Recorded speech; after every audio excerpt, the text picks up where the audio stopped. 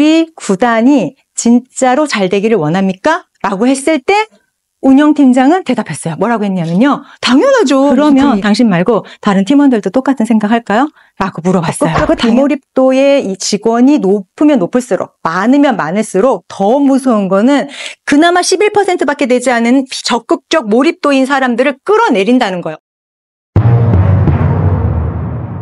안녕하세요. 오늘 강점으로 이끄는 팀장 리더십 함께할 조부경 강사입니다. 첫 번째 질문 하나 드려볼까요? 혹시 스토브 리그 드라마 보신 분? 그쵸? 많이 보셨죠? 네, 여기 말씀드렸던 것처럼 사실 리그 꼴찌하는 그 팀에 새로운 리더가 부임하면서 재건하는 이러한 드라마입니다. 자, 그럼 다시 한번 질문 드릴게요. 실제로 단장이 부임해서 운영팀장한테 물어봤어요. 우리 구단이 진짜로 잘 되기를 원합니까? 라고 했을 때 운영팀장은 대답했어요. 뭐라고 했냐면요. 당연하죠. 무슨 그런 말도 안 되는 소리를 물어보고 그래. 이런 느낌으로 당연하지. 우리 구단 잘 되기를 원하지. 라고 얘기를 했죠. 그러면서 물어본 거예요. 그러면 당신 말고 다른 팀원들도 똑같은 생각할까요? 라고 물어봤어요. 그거 당연하죠. 라고 했습니다. 실제로 보시다시피 그렇지 않습니다. 마케팅 팀장, 자기 구단이 어떻게 되든지 상관없어요. 그냥 자기가 쓴 기사만 잘 되면 돼. 스타 플레이어, 구단이 어떻게 되든지 상관없어요. 나만 스타가 되면 돼. 코치진 상관없어. 그냥 나만 진급하면 돼. 감독 너무 무기력해. 아무것도 하고 싶어 하지 않아. 실제로 개인적으로 자신의 어떠한 이익을 신경 쓰는 조직 구성원들은 많지만 조직 자체가 성장하기를 원하는 조직 구성원들은 별로 없어요. 우리 이거 어떻게 얘기하냐면요. 조직 몰입도, 구성원들의 업무 몰입도와 굉장히 관련이 있습니다. 그래서 말씀을 드려보려고 합니다. 리더님들 한번 생각해 보실게요. 지금 우리 구성원들 어느 상태인가? 우리 구성원들의 몰입도 어느 정도 높은지 한번 보시면 좋을 것 같습니다. 실제로 갤럽에서 조사했을 때 몰입도 중에서도 적극적 몰입도를 가지고 있는 직원은 우리가 함께 하고 있는 직원의 11%밖에 되지 않아요. 그런데 적극적 비몰입도를 가지고 있는 직원은 26%나 됩니다. 적극적 비몰입도는 어떻게 보느냐? 부정적으로 내가 감정이 있는 것들을 바깥으로 다 표현하는 거예요. 이런 거죠. 야, 그거 내가 해봤어. 안 돼. 뭘 그렇게 열심히 해. 내가 해봤는데 안 되고 그렇게 열심히 해도 안 알아줘. 그냥 대충 해. 요렇게 적극적 비몰입도의 이 직원이 높으면 높을수록, 많으면 많을수록 더 무서운 거는 그나마 11%밖에 되지 않은 적극적 몰입도인 사람들을 끌어내린다는 거예요. 얼로? 적극적 비몰입도 상태로. 따라서 지금 현재 계시는 리더님들이 이미 성과 관리도 잘하고 조직 관리도 되게 잘하실 거예요. 그렇지 않으면 이제 못 앉아 계시잖아요. 그쵸? 지금 우리가 어디에 포인트를 맞춰야 되느냐? 적극적 몰입도가 높은 상태로 만들 수 있는 그러한 조직 환경, 업무 환경을 구축하는 거에 실제로 그런 부분들을 진행하셔야 된다라고 말씀을 좀 드려볼 수 있을 것 같아요. 그래서 팀을 움직이는 팀장 리더십에서 가장 중요한 거, 그들이 어떻게 하면 움직일 수 있을까를 저희가 지금부터 한번 같이 나눠보려고 합니다. 팀을 몰입하게 만들기 위해서 어떤 전략을 쓰실까? 제가 말씀드리는 건 몰입과 강점입니다. 업무 몰입, 업무 강점 어떻게 연결할 수 있을까? 결국 팀장님들 생각해 보세요. 팀장의 역할이 뭐예요? 사람 좋은 팀장 좋아요. 조직에서 다 원하죠. 근데 거기에서 끝나면요. 반쪽짜리 팀장이라고 저는 생각해요. 결국은 팀장이 마지막으로 끝까지 가지고 가서 보여줘야 될 거는 성과라고 생각하거든요. 근데 아무리 좋았어. 근데 여기까지 왔는데 성과를 가져오지 못해. 어떡하실 거예요? 따라서 그냥 안 되는 애들한테 막 동기부여 한다고 동기부여 되냐는 거예요. 안 되잖아요. 가만히 생각을 해보면 그들이 어떻게 동기부여를 해서 결국 내가 원하는 게 뭐냐. 동기부여 시키는 이유가 있을 거잖아요. 뭘 원해서 동기부여 시키냐는 거예요. 그들이 업무 몰입을 해서 성과를 내주길 바라니까 별별 방법을 다 써서 동기부여를 하는 거란 말이에요. 결국은 몰입입니다. 몰입을 어떻게 할까? 그들이 어떻게 하면 몰입을 할까? 간단하죠. 내가 평상시 좋아하는 거, 즐겨하는 거, 남들이 하지 말라고 해도 하는 거, 시간 가지 모르는 거, 그게 뭐예요? 강점 영역이거든요. 사람마다 다 강점 영역이 있어요. 근데 그게 무엇인지 잘 몰라요. 따라서 리더님들이 내가 함께하고 있는 내 팀원들이 어떤 부분들에 관심을 갖고 있고 어떤 스타일로 일을 할 때 그들이 조금 더 힘을 낼 수 있을까? 우리가 함께하는 업무 성과를 높이기 위해서 어떤 식으로 그들에게 환경을 좀 구축해 줄 수 있을까? 이런 걸 생각해 보시면 훨씬 더 좋은 성과를 낼 수 있을 거라고 생각을 합니다. 그래서 말씀을 드리는 거예요. 기본적으로 강점 토양 안에서 그 다음에 거기서 끝나는 게 아니라 결국은 열매를 얻어내야 되는데 그 열매가 저희 성과라고 하고 그 사이에 뭘 하냐면 코칭 리더십 또는 피드백 이런 부분들이 사이에 들어가지 않나 라는 생각이 좀 들어봅니다.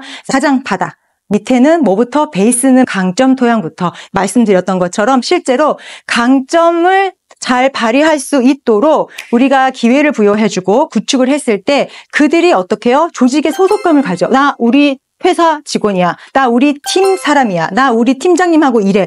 이런 기본적인 소속감이 있는 상태에서 업무를 추진했을 때 그 안에서의 어떠한 작은 성공들로 인해서 인정받고 자율성도 더 많이 받고 그러면 어떻게 돼요? 성취감 얻잖아요. 성취감 얻으면 제일 중요한 게 뭐냐면 내가 하고 있는 일에 대한 의미를 재해석한다는 거예요.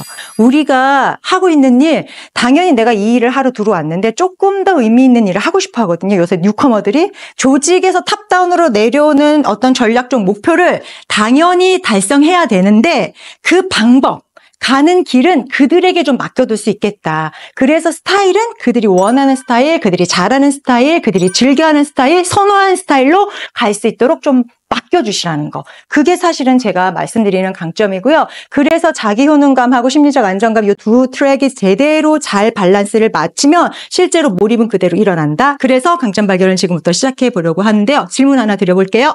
자, 네브라스카 대학교에서 실험을 했습니다. 대학생들을 상대로 놓고 속독에 대해서 전혀 배우지 않은 학생들입니다. 실제로 속독에 대해서 배우지 않은 학생들을 놓고 같이 실험을 했을 때 일반 학생들은 여기 보시다시피 90단어 정도를 읽어요. 그런데 유독 배우지도 않았는데 어떤 학생들은 한 350단어를 읽는다는 거예요. 얘는 뭘까? 아, 이 부분에 재능이 있나 보다. 이 부분에 강점 영역이 있나 보다. 오케이, 좋아, 분리해 라고 해놓고 같은 교수진들이 같은 방법과 같은 시간을 써서 훈련을 시켰습니다. 자, 그러면 인풋을 넣었으니까 당연히 아웃풋이 나오겠죠? 한번 보겠습니다.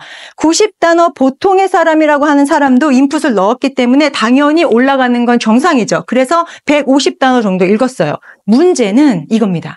재능이라고 하는 거, 강점이라고 할 수 있는 영역에다 내가 의도적으로 에너지를 쏟았을 때 어떤 효과가 있을까입니다. 자, 어느 정도 생각하시나요? 손 들어볼까요? 대략 2,900 정도 네, 올랐습니다. 이런 실험은요, 이것뿐만 아니라 다른 것도 사실은 많이 있어요. 근데 중요한 핵심은 뭐냐면 내가 잘할 수 있는 영역에 에너지를 쏟았을 때 그때 보통인 것보다는 훨씬 더 퍼포먼스가 많이 날 수 있다. 이런 느낌으로 봐주시면 좋을 것 같아요. 자, 그래서 하나 더 말씀을 드려보면 이 그림에 네 그림에 공통점이 있을 겁니다. 찾아보시겠습니까? 왼발! 오, 완전히 잘하셔서 하이파이브 한번 들어가야 될 것 같은데요. 자, 맞습니다. 메시는 왼발잡이 선수입니다. 그래서 메시가 왼발잡이 선수임에도 불구하고 훈련의 7, 80% 이상을 왼발 훈련에 씁니다. 왜냐하면 자기가 갖고 있는 타고난 재능에 조금 더 에너지를 써서 더 날카롭게 갈고 닦는다는 거죠. 재능이라고 하는 거, 강점이라고 하는 거 실제로 바깥에서 어떻게 볼 수 있느냐? 그냥 내가 평상시 하는 거하고 하지 않은 거의 차이를 한번 보신다 보면 자극이 똑같은 게 들어왔어요. 예를 들어 한번 볼까요? 고객의 컴플레인이 들어왔다고 가정을 해볼게요. 어떤 사람은 두 가지 방향이 있겠죠.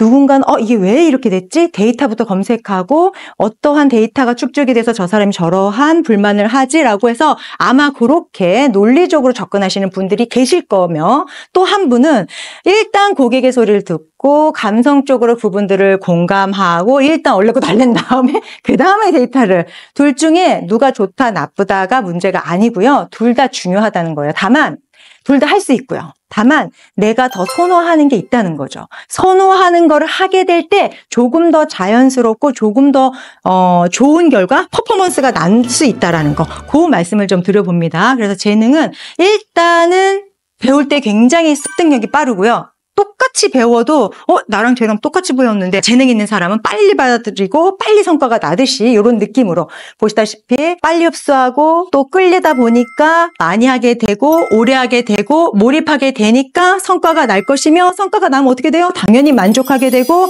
그러면 리더님들 지금 고민하시는 거 리텐션이잖아요. 그쵸? 1년차, 3년차, 5년차 리텐션 교육 하시잖아요. 왜냐면 조직에서 그래도 나랑 손발 맞추는 이 사람들이 조금 더 함께 오래 일하고 싶은데 그걸 다른 외부에서 찾지 마시고 이런 부분들, 저 사람이 어떤 부분들에 대해서 조금 더 잘 진행할 수 있겠구나. 그래서 몰입할 수 있는 환경을 구축해 주시는 거, 그것이 강점이다라고 볼 수 있을 것 같고요. 만약에 내가 이 일을 하는데